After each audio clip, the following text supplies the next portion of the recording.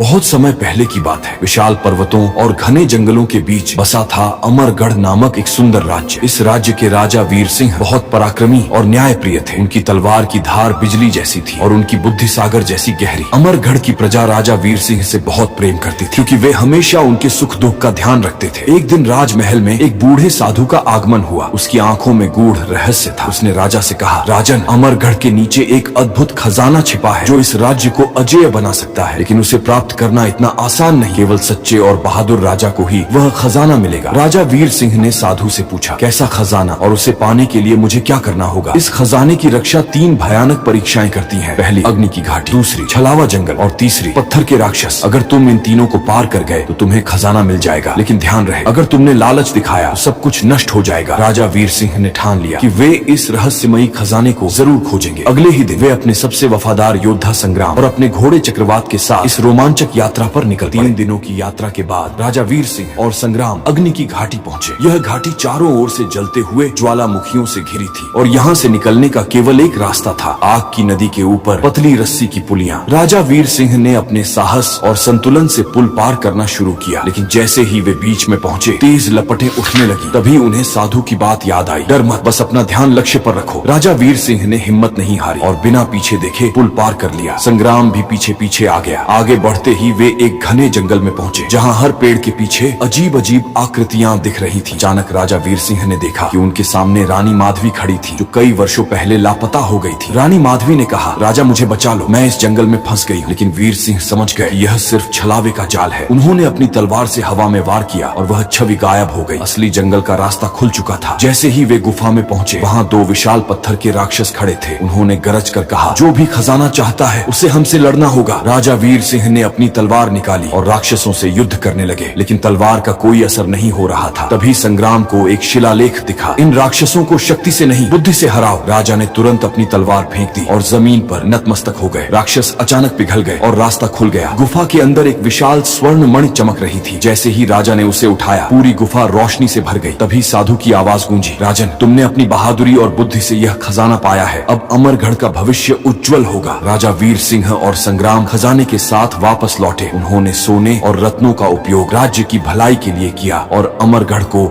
दुनिया का सबसे समृद्ध राज्य बना दिया।